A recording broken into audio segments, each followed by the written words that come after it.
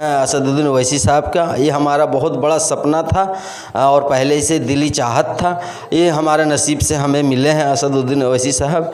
ये अता मरते दम तक ये न छूटे। अगर बोलते हैं कि भाजपा का एजेंट है तो ऐसे ऐसे एजेंट और 2 4 5 गो चाहिए, समझ गए हैं, तभी हमारी तरक्की होगी, वरना हम लड़ नहीं पाएंगे। आज तक हम लोग चटाई और झाड़ू लगाने ही में लगे हुए हैं। कभी भी मतलब कि हम लोगों को पोजीशन नहीं मिला, इज्जत नहीं मिला है किसी भी पार्टी में। मेरा नाम इम्तियाज़ है और आप एक्टिविस्ट लाइव देख रहे हैं। हैदराबाद से सांसद असदुद्दीन ओवैसी के सबसे बड़े चाहने वाले वारिस पिया के भी चाहने वाले हैं। इनसे जानेंगे कि आखिर ओवैसी को ही काहे चाहते हैं। भाई ओवैसी पे मैं लगातार देखता हूँ इनकी सोशल मीडिया को, तो ये ओवैसी साहब पे जो है ना लगातार टीका टिप्पणी करते रहते हैं और उनके समर्थन में रहते हैं। क्या वजह है? क्या सबसे पहले आप अपना नाम बताइए। जी, मेरा नाम है मोहम्मद शमीम वारसी।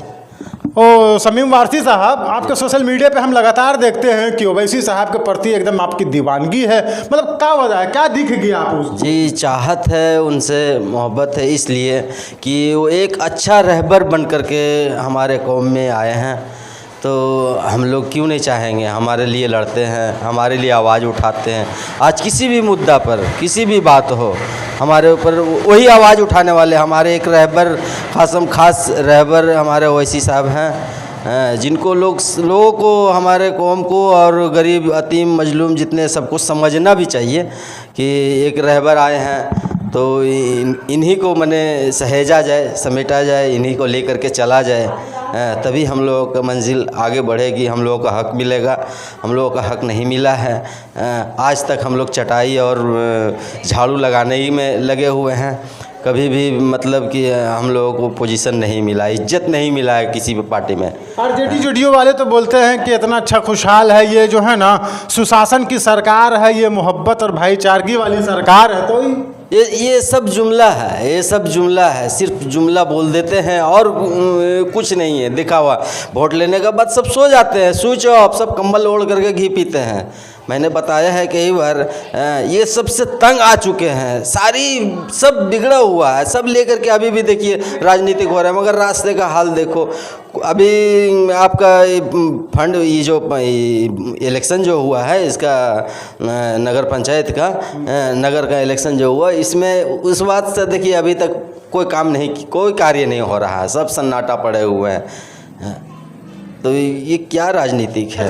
शमीम भाई, आखिर ओवैसी के प्रति इतना दीवानगी आपका है और इस पे लोग तो इल्ज़ाम भी लगाते हैं कि ये भाजपा का एजेंट है साहब, और भाजपा का एजेंट तो आपका रहबर कैसे हो सकता है? अगर बोलते हैं कि भाजपा का एजेंट है तो ऐसे ऐसे एजेंट और 2 4 5 गो चाहिए, समझ गए हैं, तभी हमारी तरक्की होगी, वरना हम लड़ नहीं पाएंगे। क्योंकि ये हमारे रहबर जो आए हैं, हमारे बलिस्टर असदुद्दीन ओवैसी साहब, ये लोगों में पहचान है, एक अहम पहचान है जो कि लोग पहचान नहीं पा रहे हैं। भाजपा बता देते हैं, बी टीम बता देते हैं, ये वो बता करके उनको बरगलाया जा रहा है कि ये लोग अलग एक संगठन तैयार कर लेगा, तो फिर इन लोगों को अधिकार देना पड़ेगा।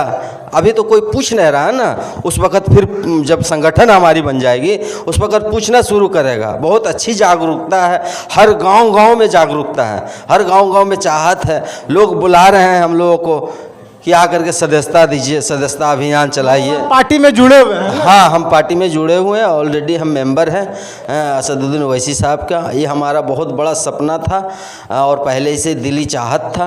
ये हमारे नसीब से हमें मिले हैं असदुद्दीन ओवैसी साहब। ये अता मरते दम तक ये ना छूटेगा। अरे कहा जाता है कि हैदराबाद के वो भाईजान हैदराबाद में रहते हैं, तो छोटे कार्यकर्ता को आप पार्टी में जुड़े हुए, आप भी जैसा कि आपने कहा, तो ओवैसी से बातचीत हुआ, थोड़ा बहुत भी मुलाकात हो पाया? हाँ जी, ऐसा बात नहीं है, उनमें कोई भेदभाव नहीं है, कोई ऊंच नीच ऐसा बात नहीं है। हम लोगों ने सीमांचल गया और वहाँ जाकर के उनसे हम लोग मुलाकात की, बगल में बैठाया हम लोगों को, हम लोगों से बातचीत किया, तो उनमें कोई ऐसा भेदभाव नहीं है। बहुत दिलदार इंसान है, बहुत नेक इंसान है, ऐसी तो कुछ समझ में नहीं आता है जी। लेकिन आरोप जो लगता है उस पर क्या कहिएगा? आरोप जो पे लगता है भाजपा का एजेंट वाला है, वहीं चुनाव लड़ता है जहाँ मुसलमानों की आबादी हो। अगर वो आरोप नहीं लगाएगा तो उसकी रोटी सेकाएगा कैसे? वो आरोप उसको लगाना ही है ना। वो नहीं लगाएगा तो मेरी बदनामी होगा कैसे? मेरी बदनामी होगा तो उसका फ़ायदा होगा। बस इसलिए आरोप लगाते हैं। क्यों नहीं आरोप लगाएगा? हाँ, लगा रहे हैं, लगाने दीजिए। हाँ, बेशक हमारे रब सही है, हमारे रब ठीक है तो सब ठीक है। मतलब एकदम बड़का फैन है जी आप तो ओवैसी। जी हाँ, हाँ जी हाँ, बहुत बड़ा फैन है। और ये मरते दम तक हमारा ये चलेगा, ठीक है। हमारा सांस तभी टूटेगा जब मतलब कि हम इतना ही मोहब्बत करते हैं कि मरते दम तक हम चलते रहेंगे, ठीक है। ओवैसी फंड उंड भी देता है का इतना जो फैन है? कुछ भी फंड नहीं देते हैं, ठीक है। कुछ भी फंड नहीं देते, अपने पैसे खर्च करके हम कर रहे हैं। इतनी जज्बा है, इतनी हौसला है, समझ गए हैं? जी हाँ। तो चलिए, बहुत शुक्रिया आपका। ये थे समीम वारसी साहब। इन्होंने बताया है कि मैं ओवैसी साहब से किशनगंज में जाकर के मिला हूँ। वो बिल्कुल भी भेदभाव वाले नेता नहीं, और हम जैसे छोटे से अदना से कार्यकर्ता को उन्होंने बैठाया है, गले लगाया है और विश्वास दिलाया है। और उन्होंने हर तरह से मतलब वो सभी की पार्टियों को लेकर के, सभी विचारधारा की सोच रखने वाले लोगों को साथ लेकर के चलते हैं। तो आप क्या कुछ समझते हैं इनकी बातों से? कमेंट बॉक्स में अपनी प्रतिक्रिया जरूर दीजिएगा। मिलते हैं कहीं दूसरी जगह पे, तब तक के लिए जय हिंद, जय भारत।